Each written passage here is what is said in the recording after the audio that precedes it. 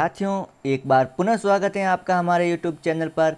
तो साथियों, आज की इस वीडियो में हम बात करेंगे एनसीईआरटी सॉल्यूशन कक्षा 6 विषय विज्ञान के चैप्टर संख्या 15 हमारे चारों ओर वायु। तो साथियों, चैप्टर के अंदर जो अभ्यास प्रश्न पूछे गए हैं उनका आज के इस वीडियो में हम सॉल्यूशन करने वाले हैं।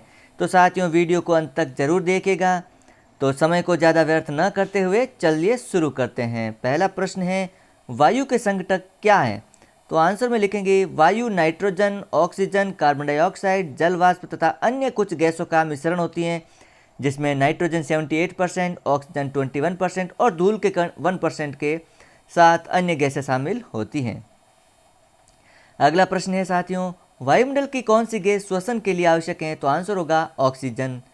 अगला प्रश्न है, आप यह कैसे सिद्ध करेंगे कि वायु ज्वलनशील या ज्वलन में सहायता करती हैं? तो आंसर लिखेंगे, जब हम जलती हुई मोमबत्ती को किसी बड़े कांच के गिलास से ढक देते हैं तब मोमबत्ती तुरंत ही बुझ जाती है। ऐसा जलती हुई मोमबत्ती के वायु के संपर्क टूट जाने के कारण होता है। तो ऑक्सीजन किसी भी पदार्थ के जलाने के लिए आवश्यक है, अतः हम कह सकते हैं कि वायु ज्वलन में सहायता करती हैं।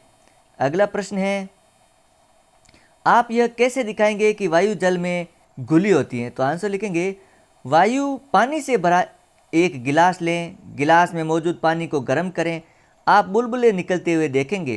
पानी के उबलने के बिंदु तक पहुंचने से पहले बुलबुले बनते हैं। यह इंगित करता है कि हवा पानी में घुली हुई है। अगला प्रश्न है, रुई का ढेर जल में क्यों सिकुड़ जाता है? तो आंसर लिखेंगे, क्योंकि रुई की गांठों के अंदर हवा की जगह पानी भर जाता है, जिससे वह सिकुड़ जाता है। अगला है, पृथ्वी के चारों ओर की वायु की परत कहलाती है, क्या कहलाती है? वायुमंडल कहलाती है।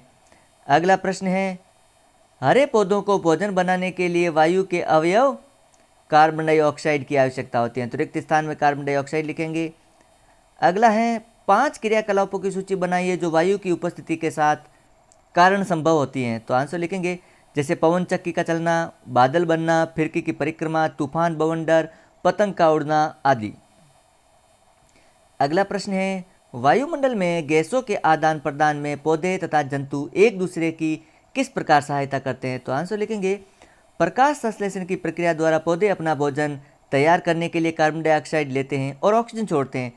अब उसी ऑक्सीजन को जीव जंतु जानवर सांस के लेने के लिए फिर उसको यूज लेते हैं। इस प्रकार पौधे और जानवर गैसों के आदान प्रदान में एक दूसरे की मदद करते हैं। तो साथियों, इस प्रकार ये चैप्टर यहाँ पर समाप्त होता है। यदि आपको इसका PDF डाउनलोड करना है तो वीडियो के डिस्क्रिप्शन में वेबसाइट exammodelpaper.in का लिंक दिया गया है। आप वहां पर जाकर के इस PDF को ईजिली डाउनलोड कर सकते हैं। साथियों, चैनल पर पहली बार तो चैनल को जरूर सब्सक्राइब करें और वीडियो को लाइक और शेयर करना न भूलें। मिलते हैं एक अन्य वीडियो में अन्य चैप्टर के सॉल्यूशन के साथ।